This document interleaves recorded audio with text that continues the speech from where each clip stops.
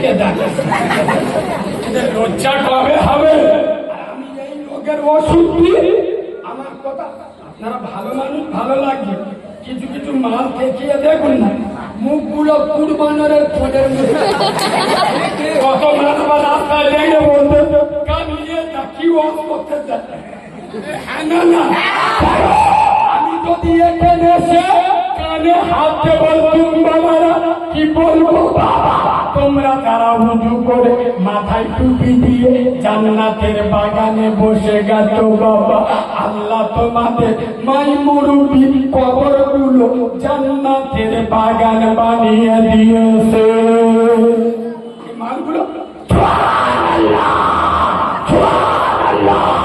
ফেরেশতারা বলে আল্লাহ ইটির বাড়ি মাথায় খাওয়া বানরের বাচ্চা, নবী বলে যাচ্ছে বেনামাজির দোয়া কবুল হয় না, আর বেনামাজির জন্য দোয়া চাইলে ও দোয়া কবুল হবে না।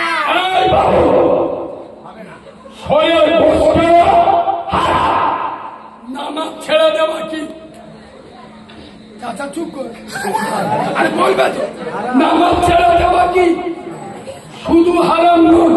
এখানে আলেমরা বলুন শুধু নামাজ ছেড়ে দেব আইটিসিতে শরীর গোশ খাবার থেকে বড় হারাম নামাজ ছেড়ে দেওয়া।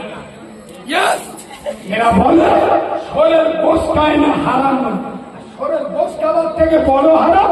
মসজিদে আজান হচ্ছে, তুই নামাজ পড়ছিস, এ বিষয়ে তোর কথায় আর বললি সেন্টিমেন্টে রাখবে। খোদার কসম, হরিণ মাটির মানুষেরা, আমি তোমাদের উল্টো পাল্টা কথা বলতে আসিনি। খোদার কসম, তোমাদের দুটো প্রাণ আর তোমাদের সাথে আমার কোনো ঝামেলি নেই। আমার ঝামেলি তোমরা যারা হারাম খাও, আমার ঝামেলি হারামের সাথে, তোমার সাথে নয়। তোমরা যারা মদ সুদ গাঁজা খাও, আমার প্রবলেম মদ সুদ গাঁজার সাথে, তোমাদের সাথে। তোমরা যারা নামাজ পড়ো না, আমার প্রবলেম তোমাকে নিয়ে নয়, তোমার ভিতরে বেনামাজিকে নিয়ে।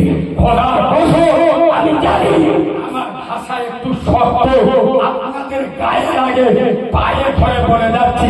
এবং এখন কোরা ভাষা না বললে চলে না, কথা বলে না কেউ যদি